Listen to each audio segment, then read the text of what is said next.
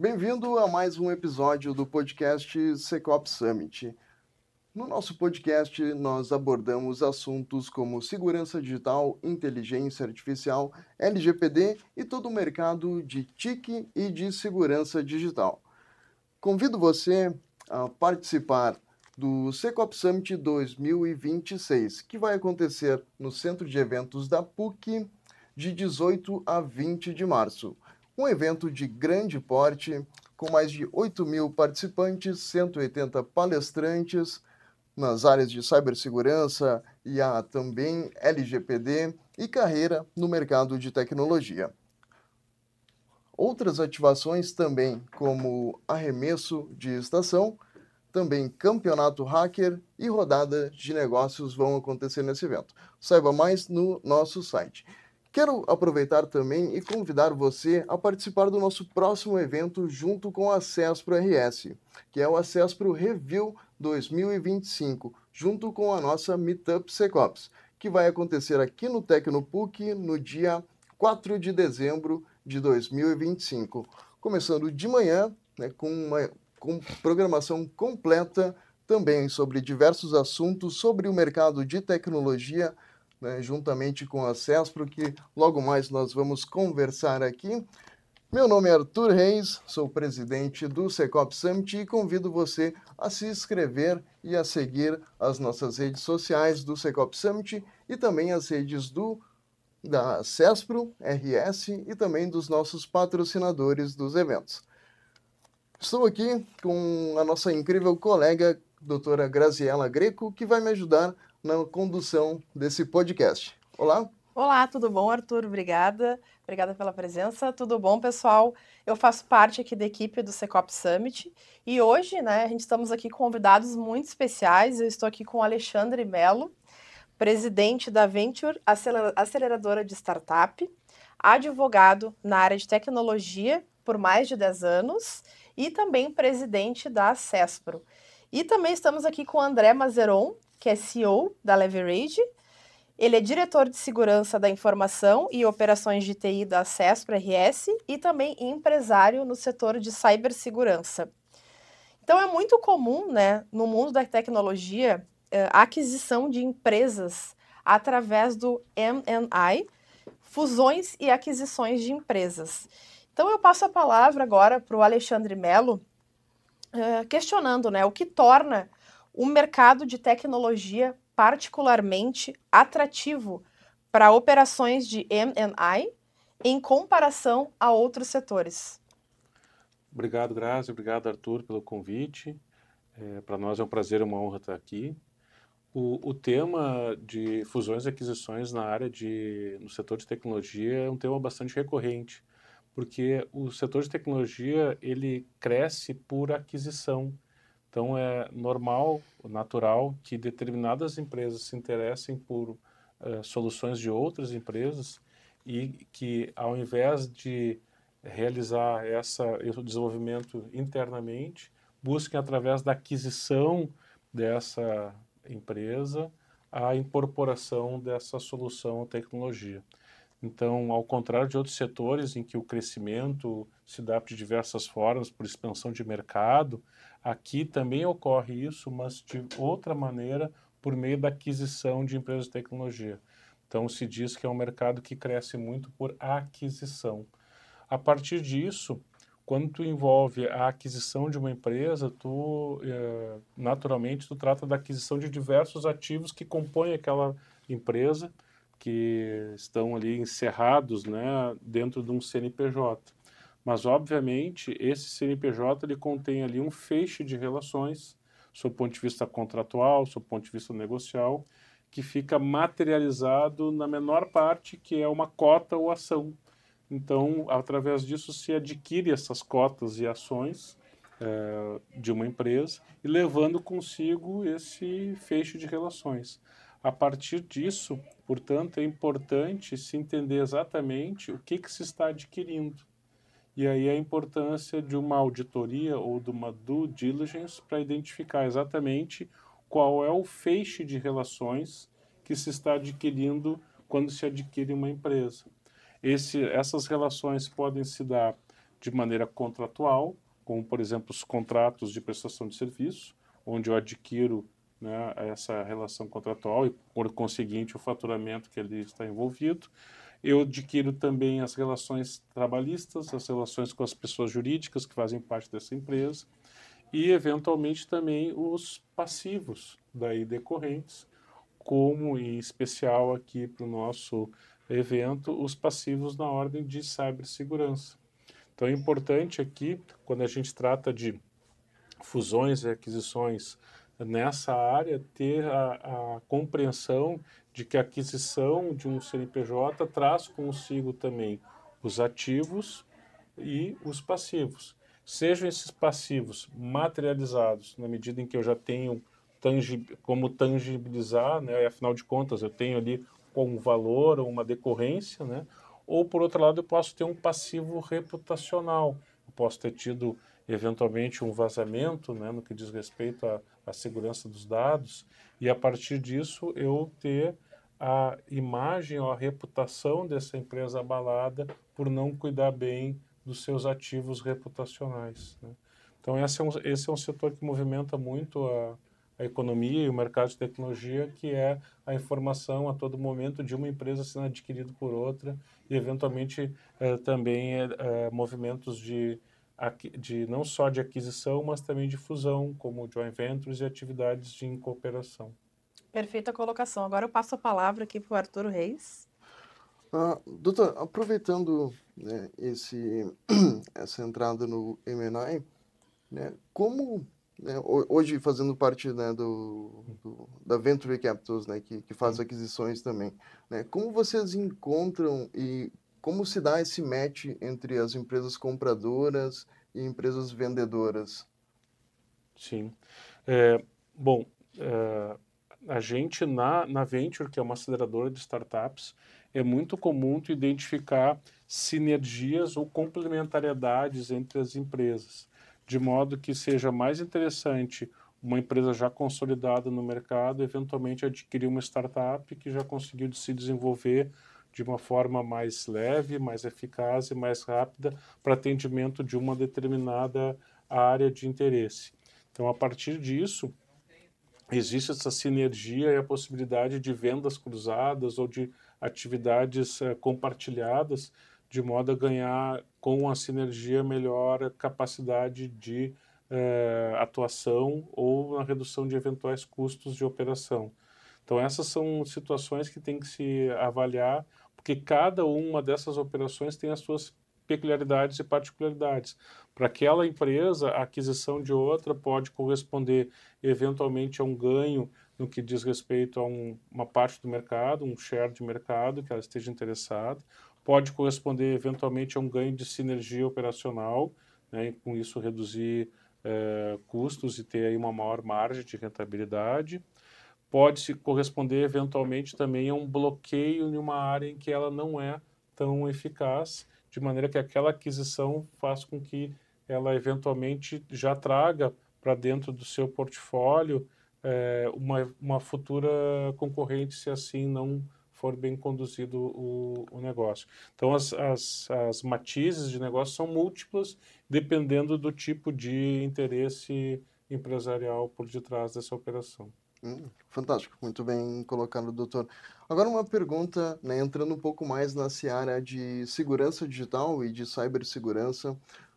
Mazeron, nessa seara, né, de cibersegurança e como a gente está falando de organizações aqui, como você visualiza hoje, né, a preparação das empresas, a maturidade em segurança digital num contexto mais abrangente, mais amplo, por exemplo? Olá, Arthur. Olá, Grazi. Obrigado pelo convite. Esse é um ponto que, felizmente, tem avançado bastante nos últimos anos, seja por pressões regulatórias, seja pelo grande número de ataques que as organizações têm sofrido, que geram impactos reais nos negócios. A preocupação das organizações com segurança se torna cada vez mais presente. Obviamente, isso tem correlação direta com o porte da organização. A gente vai enxergar práticas muito mais maduras em organizações de grande porte, práticas razoáveis em organizações de médio porte, as organizações de pequeno porte às vezes estão correndo um pouco atrás. Isso também varia com a área de atuação do negócio. Organizações muito voltadas para serviços financeiros, por exemplo, o nível de maturidade já é bem elevado. Agora, quando a gente vai na indústria, que talvez sejam menos dependentes um pouco de tecnologia de informação como essencial para o seu negócio, pensa assim, numa metalúrgica, coisa assim, de pequeno porte, às vezes isso ainda não está lá. Mas essa preocupação ela tem se tornado crescente e basta a gente acompanhar as notícias que nós vemos por aí, vinculadas ao impacto trazido por grandes ataques. Considerem o caso de uma marca global, como, por exemplo, a Land Rover, foi vítima de um ataque de ransomware, paralisou a produção de carros por 30 dias. Imagina o custo de uma fábrica de automóveis parada por 30 dias. Eles tiveram que pedir auxílio financeiro ao governo britânico para não fechar. Estamos falando de uma marca centenária de veículos pagando a conta por um problema de segurança. Mas, no geral, esse item tem evoluído bastante, felizmente. Sim.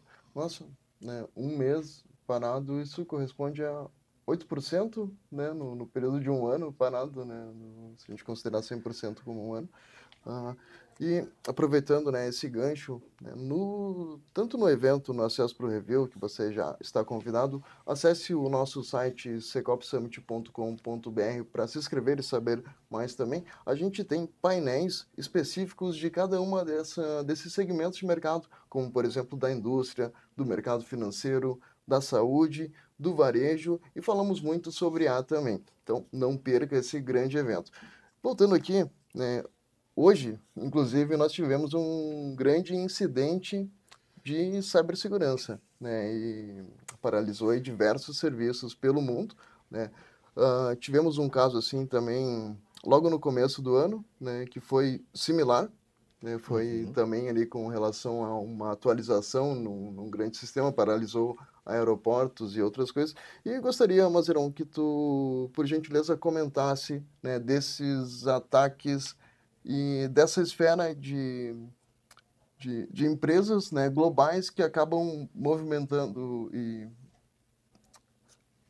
que acabam impactando grandes mercados, né, mercados globais. Isso é natural da tecnologia, conforme ela vai se tornando mais sofisticada, o número de players vai diminuindo e vai se consolidando. Então, quando a gente olha a internet hoje, ao invés de um monte de pequenas ilhas se a gente pegar os primórdios da internet, estamos falando de instituições de ensino que puxavam o início da internet, inclusive no Brasil também, o que acontece é que hoje a gente tem 4, 5, 6 grandes empresas que dominam esse mercado e que toda a infraestrutura da internet depende desses grandes players. Nós nos acostumamos com a confiabilidade desses grandes players porque eles realmente têm um nível relativamente baixo de incidentes e a gente confia que o serviço vai estar no ar. Aí, como foi no caso do incidente de hoje, foi um problema numa atualização de software da Cloudflare, que foi disseminada para o mundo inteiro, e se tu pensa que a Cloudflare é responsável pela distribuição de 20% de todos os sites na internet, você imagina o impacto que isso não teve mundo afora. O meu telefone tocou bastante hoje de manhã. Mas, enfim, isso é inescapável. Claro que a organização pode tentar se prevenir contra esse tipo de contexto, tirando os ovos de uma só cesta. Mas isso nem sempre vai ser possível para a grande maioria das organizações, porque isso gera impacto em complexidade, impacto em custo. Então, às vezes, vai ser cruzar os dedos e torcer para esses grandes players ficarem no ar. Então, aproveitando essa questão, né, de TIC e cibersegurança, quais são os maiores riscos, né, para vocês ao adquirir uma empresa sem uma análise aprofundada de TIC e cibersegurança? Bom,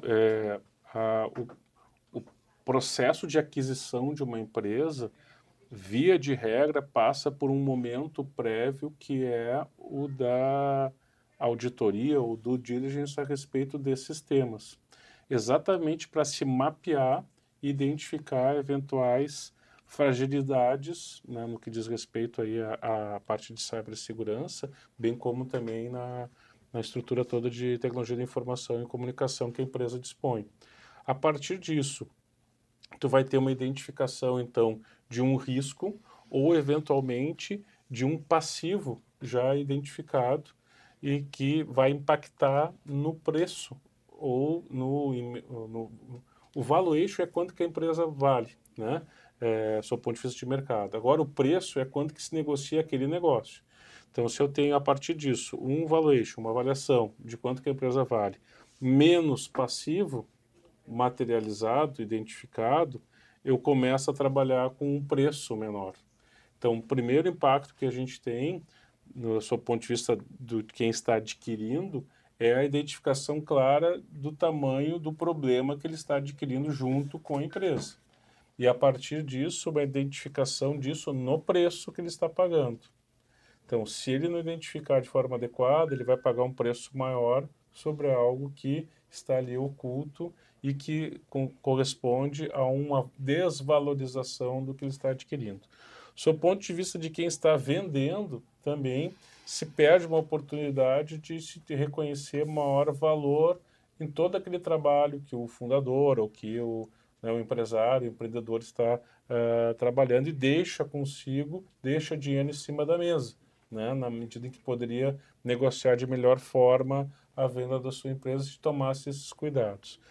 Passado esse ponto, já na operação, por parte de quem adquiriu, os riscos reputacionais eventualmente podem se materializar, né, na medida em que não tomou as devidas cautelas no que diz respeito aí a eventuais vazamentos de dados, não tomou as devidas cautelas no que diz respeito à cibersegurança, esses impactos todos podem acontecer depois da aquisição e desvalorizar também o ativo que foi adquirido, eventualmente contaminando também o próprio bom nome da empresa adquirente, né?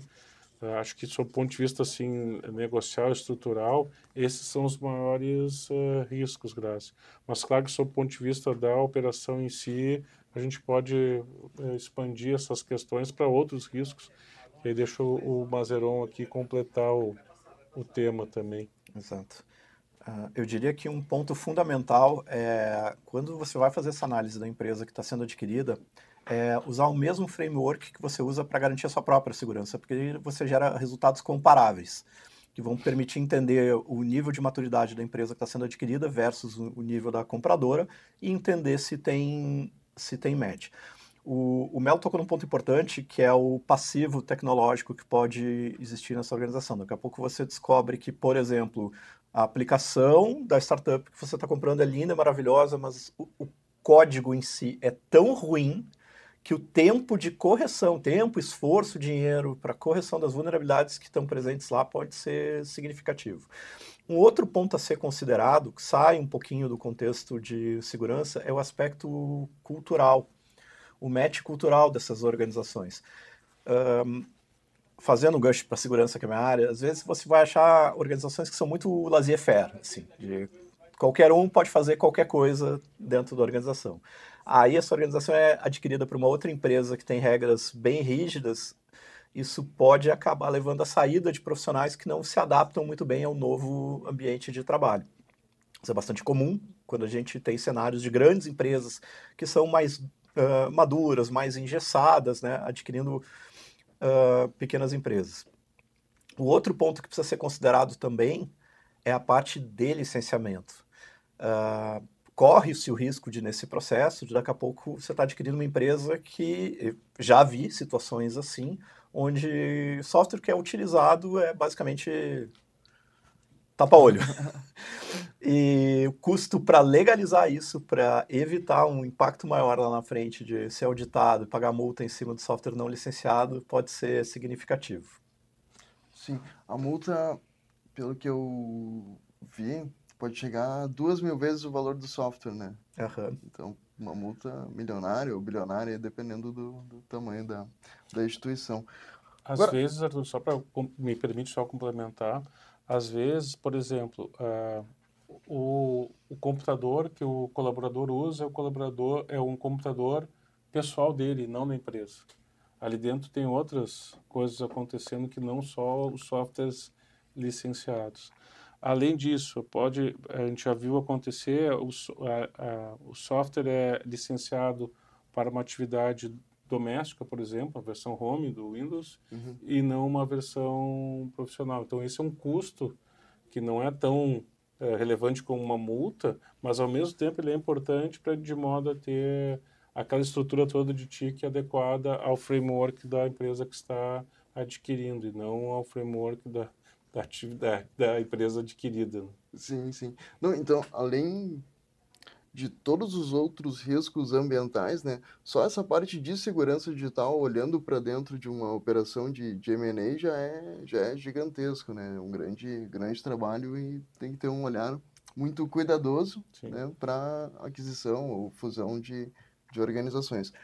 Muito legal. Estamos nos aproximando do final do nosso podcast, mas antes disso, né, como nós estamos aqui com dois profissionais que fazem parte da CESPRO RS, eu queria ver um pouco, né, primeiramente, do nosso presidente aqui, né, qual que é o impacto da CESPRO RS para os associados e para toda a comunidade, né, que faz parte das empresas de TI aqui do Rio Grande do Sul. Bom, a CESPRO é a Associação das Empresas de Tecnologia de Informação, Internet e Software aqui do Rio Grande do Sul. É a associação empresarial pioneira nesse setor, né? As demais associações, todas elas importantes e relevantes, nasceram a partir da CESPRO, em certa medida. Nós temos aí mais de 46 anos de história. Congregamos as grandes empresas do setor, bem como também a grande maioria das mais relevantes são empresas associadas da CESPRO. E a partir disso, a nossa bandeira, o nosso ponto de identificação, né, que une os interesses empresariais da área de tecnologia, corresponde a uma qualificação cada vez maior do setor, né, a partir desse contato direto que nós temos com os decisores das empresas, né, os CEOs das empresas, que são os nossos associados. A gente busca, a partir disso, também, obviamente, a formação cada vez maior e qualificada de network, troca de conexões para a formação de negócios, não só entre os próprios associados, mas também o mercado em geral. Temos esse papel de representação institucional, no sentido da advocacy do setor, né, de buscar cada vez mais que o setor seja reconhecido e contemplado pelas políticas públicas e também entre os próprios empresários. Existe uma preocupação muito grande do reconhecimento da importância da tecnologia como mola propulsora, tanto do ponto de vista social, mas também do ponto de vista econômico do Estado. Então, a gente tem esse papel importante e relevante, que a gente acaba, a partir disso, gerando oportunidades para os nossos associados de cada vez mais estarem conectados com oportunidades de negócio vindas de fora do Estado, mas também dentro do próprio Estado. E, por fim, eu diria que o último tema, assim, mas não menos importante no que diz respeito à CESPRO, corresponde também à nossa capacidade que nós temos de formar e qualificar cada vez mais os próprios colaboradores das empresas. Nós temos aí um número cada vez maior de atividades e eventos, né? O acesso para o Review aqui com o Secop Summit também é um evento de qualificação.